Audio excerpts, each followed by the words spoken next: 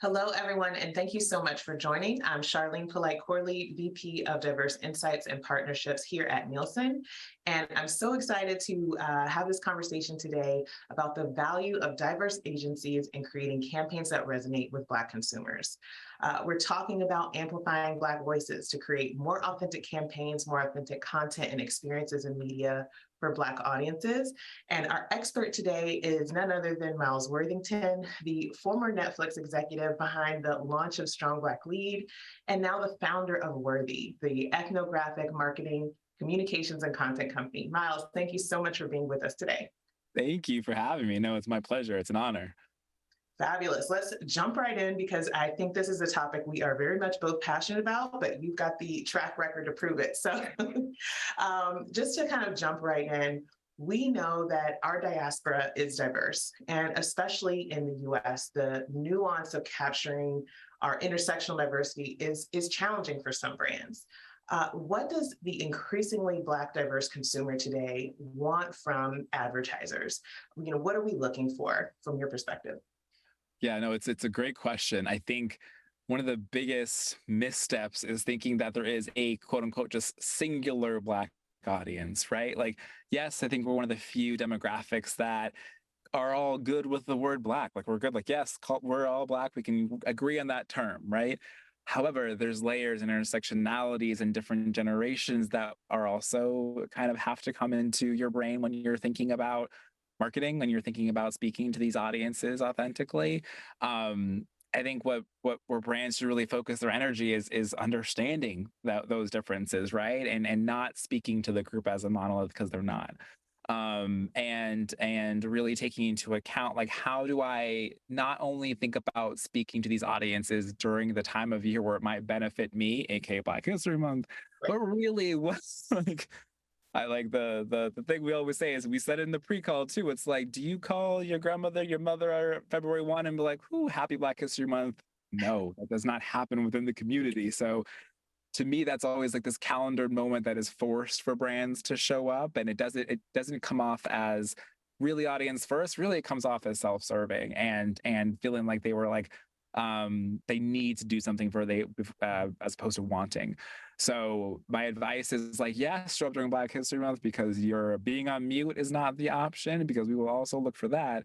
However, thinking through, how do you bottle up that authenticity that you're putting together around Black History Month and making it a consistent effort, and not just being within the 28 days in February, but really thinking through, what are the things that uniquely motivate and inspire Black people 365 days a year? Study that and integrate that within your marketing campaigns, not because the calendar told you so, but because it's business critical to do so. Absolutely, because it's business critical to do so. Thank you so much. You mentioned again targeting the different pieces of the Black community and really speaking with specificity, even when it comes to generations, right? And all the differences that are emerging there. When we started the research for our latest report, one of the stats that really jumped out at us from the US Census was Black 18 to 34-year-olds are more than a quarter of the Black population in the US today, but they're twice as likely to take to social media to talk about their brand experiences, whether that be good, bad, ugly, or indifferent. So that's just one segment of the population. How would you recommend that brands and advertisers connect with their specific, target consumer within the Black population today, from a day to day? Yeah, no, I think it's meeting them where they are, right? So I think that 18 to 34-year-old Black person, right? Like, they're very on social. They will say if they loved a movie, hated the movie, loved the experience at Sephora, hated the experience at Sephora, right? And I think that looking at that as a positive, as like, that's an insight that you can actually work with, and understanding just the mass influence and power that group has, right? Even outside of their own ethnic demographic. I think so many times people think about the Black audience as like, the specificity is giving them a niche result, when in actuality, it's like, if you can really galvanize this group, especially that 18 to 34 who's highly, highly social and shares their experience online, the ripple effect of that influence is very, very, is mass, right? So it's like, they say they had a great experience, they love this movie, they love the new bag, whatever. the other groups who follow them and kind of take that influence as Bible are then thinking about your brand, product, or service because the person that they trust and the emotions that they share during their experience translated in a really positive way, even to their Black counterparts, but people who are also don't identify as Black. But then also thinking about like where else do Black folks spend their time? So yes, 18 to 34 is a great sweet spot for a marketer, but so often people forget about the generations above that, which have huge buying powers, especially Black women of that age group, and brands always ignore them. They are highly influential. They're usually the decision makers in the household when it comes to what brands are being purchased, and all of those are the main purchase decision makers, but seldom do brands have concerted efforts towards Black women of that age group. And I think spending time there, if you're looking at these groups and you're like, well, everyone's talking 18 to 34, how can I think about talking to Black women in their 40s? Like, what are they uniquely interested in, and how can I show up to bring them in? Because if you get that loyalty in at now, like it'll last for years to come. If you show up right, show up consistently, and really understand what they're looking for and deliver on it, that payoff will be huge. And the payoff will be huge beyond that community because I think people think that like only younger people are influential. No. That group, that probably a 40 to 50-year-old Black woman is influential in her group, influential within the groups around, and that kind of word of mouth value is so high for that age demographic beyond just like this person tweeted a thing. Oh, you're definitely speaking my language. We actually did a report last year on specifically focused on women over 50. And Yeah. we found, especially for Black women, as you mentioned, it's not just the matriarch, it's the aunties and everyone else in the community that Yes. influence their own household and the households in the community around them, right? So, Mm. I'm using this because my mom said it was good and her mom used it too, those kinds of, Exactly. but also the influencers in the family, right? Who are like, oh, what's that? So Yeah. great point. And again, you might need to speak to each one of those folks differently. They're all around the same piece of content, but a different message might resonate with each one of those folks. 100%. 100%. I have a good friend who has her own production company. She exclusively makes films for Black women over 40. She calls them honeys. Yes. So she's like, I only make movies and films. Her name's Felicia Pride. She's brilliant for that group because everybody forgets about them. So she only stars them, has titles produced and directed by them, and they do incredibly well. And it's because that's the group that's just like, oh, you're talking to me? Like that never happens. And that excitement and that kind of tune in when that happens is you can't replicate that. So my advice to kind of brand leaders is like look for the groups that seldom get forgotten. Okay, so let's dig into that a little bit more. So, who else, what other groups within the community do you think need a little bit more shine? Who else should brands really be intentional about getting specific with and targeting within the Black community? No, that's such a good question, Charlene. I think we were saying earlier that so many brands approach the Black audience as a monolith, and I think the best way to success is to not do that. Is to really think about what are the situations, the environments, the depictions of Blackness that aren't always seen and celebrated, and how do I do that? How do I do that really well and really authentically? I think how Black love is depicted within the marketing and advertising world can use some evolution. I think from my observation, there's sometimes, I don't know if it's a fear or just your own folks' own like inclinations don't allow them to do this, but there seems to be a hesitation to show a Black person and a Black person in love together. I feel like there sometimes is like, oh, I need to show just so much diversity that it feels like United Colors of Benetton commercial versus showing the actual representation of how a lot of couples and families look like in the home, which a lot of times is two Black people together, a whole Black family, and you can look at the kids next to them and be like, I think it makes sense that they made those, right? Versus I'm like, now, one, two, three. Okay. So I think that space is one that could be really kind of revived a little bit. I think within the idea of Black love too, there seems to be a void, at least in mainstream media, around Black queer love, and understanding all of the beauty and intersectionality there. That's just often not, I think, celebrated. And if it is celebrated, brands feel like they can only talk to Black queer people in June, and that's just such a falsehood.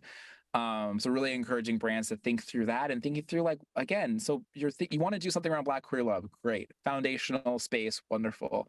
Um, think through within that group, even within that kind of niche, doesn't get the conversation and focus. And I think Black queer women especially just don't have that intentionality from brands very often. I don't know if it's assuming that it's such a small population, but with each new generation of folks, they get increasingly LGBTQ plus, increasingly gender fluid. I think Gen Z is roughly around 23 to 24% LGBTQ plus, if I'm not mistaken. So to forget about that massive population is, again, not future proofing your brand and not setting yourself up with success around Gen Z, which every marketer is trying to get to, right?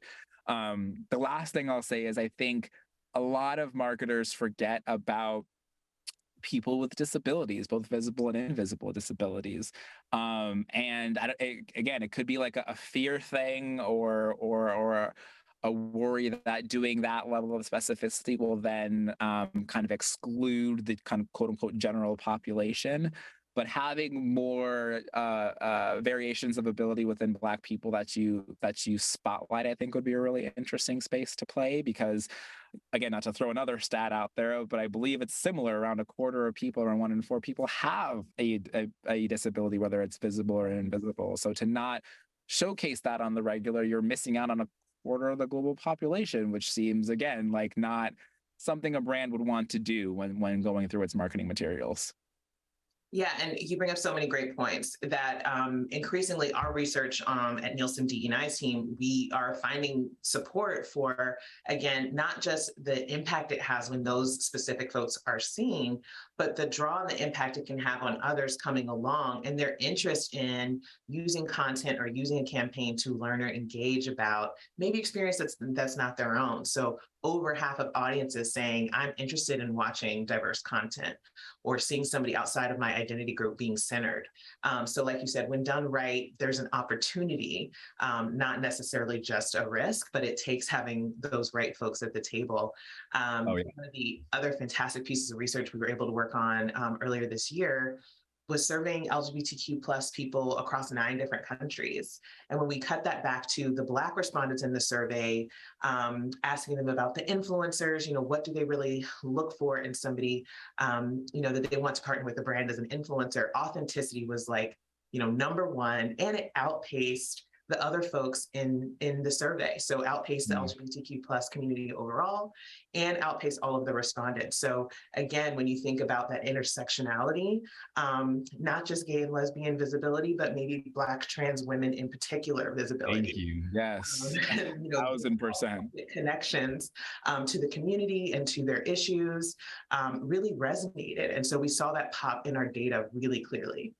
And I'm so glad you mentioned you did that with, was it 9 countries? Because I think another thing that people forget is the globe that Black people are all around the world in most every country. And, even in countries like Brazil, I think people forget that it's actually a majority Black population. It's from 52% of people in Brazil are Black. UK, France, a lot of these countries have high densities of a Black diaspora population, but like mainstream media, mainstream theatrical just doesn't think about them, right? So for the brands we've worked with outside of the US, there's just like, hey, don't forget about this group, because if you're thinking about groups that never get talked to, that's them. And they have buying power, they have influence, all these things similar to the US, but just even more so kind of forgotten outside of the US. Yeah, one of the most fascinating trends I think we're seeing too is, especially with the propensity to streaming, barriers, I think, to more of that mix happening are breaking down. So, 16% of Black audiences said, I'm consuming international sources of entertainment and news. Yeah. So again, there's opportunity in those countries where those Black folks reside, but also that content, those campaigns are also filtering back to the US. Completely. So all very much connected. Yeah, some of my favorite shows on Netflix come from the continent of Africa. Like that is, if you want some drama, like you want to watch some African content, let me tell you. Nothing like Nollywood. And right? And so again, I think you go back to the opportunity that exists when you look at these segments within a population and really start to break them down and get away from the one big monolith, right? But it does take, again, that intention and having the right experts in the room. And again, our research for this report also showed that when you do have those really expert agencies focused on the Black consumer behind the work, the campaigns performed better. Those campaigns targeted for the demographic performed better, from purchase intent to brand affinity. So going back to some of your earlier points, why is it important for brands and businesses to have a specific strategy to engage with Black consumers, whether they be in the US or around the world? Yeah, no, it's a good point. Like, why have the strategy for this audience at all? I think there's like three big reasons. I think one, very obviously, the sheer size of the demographics. So the population alone keeps increasing, right? So if you're just thinking about sheer numbers, there's an answer right there. If you're thinking about sheer influence, we were saying earlier, like, I think there's this misnomer in the marketing community where if I am creating a marketing campaign, an ad, an asset, whatever that is for Black people, that nobody else will care about it. Nobody else will be influenced by it. Nobody else will take anything away from it. And that's such a falsehood. Because if anything, I mean, we talked about this another time, but there's such a mass influence outside of the Black community, but this is a group that's very influential for folks who don't even identify as Black. One of the best shows of our time, Issa Rae's Insecure, and I'm going to use a Nielsen stat, is, and correct me if I'm wrong, but the series itself, I think, outperformed with white women. Around 60% of its viewing body was white women. And that was a show that was directed by a Black woman, Right. starred mostly all Black women, was written, produced, all those things, left, right, and center, very, very intentionally Black, however, had such a ripple effect outside of its own community. And I use that example to remind people that that specificity does not mean it's going to not perform or not do well.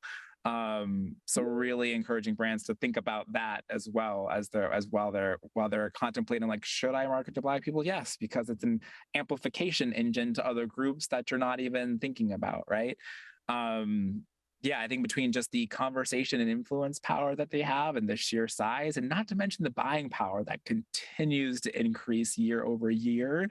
So I used to, like, early on in my professional career, I used to come into these meetings like, we should do this. It is the right thing to do. It makes us all feel good. And then I was like, ooh, crickets. Okay, buying power, demographic size, influence size, all those things. And it's like, oh, yes, let's do the thing for the Black folks, right? So it's fine. Like, you feel good doing it. Like, I feel great doing this work, but it does have to be proven to move the business needle, and marketing to Black people time and time again, done right, does move the needle for businesses. Absolutely. One of the things we love to let our folks know is this is not just about your DE&I or ESG strategy, it's about your growth strategy. I do not work in HR. Nope. They would never allow that. No.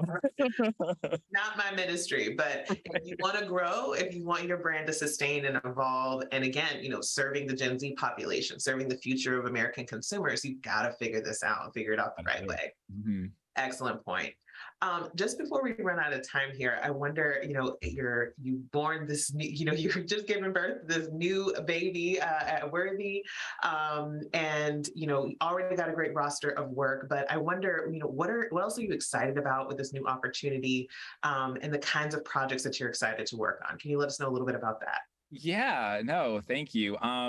First of all, it's been such an exciting time putting this together and building it and working with clients who are just as motivated as I am. And I think what I'm most excited about is just a few things. One, just the various categories of brands and businesses that have, like, been knocking on our door, from, like, healthcare to telecom to just every tech, big tech brands. I was like, wow, like, there's a lot of brands who are interested in doing this and doing it right.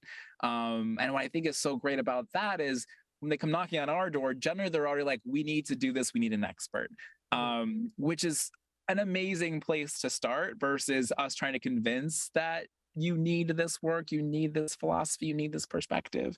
So I think what I'm most excited about is just perspective shifting, because the data is there. The math is definitely mathing. And that kind of proves the point of like, we need to authentically and consistently market towards quote unquote diverse audiences, to Black audiences, Latina audiences, LGBTQ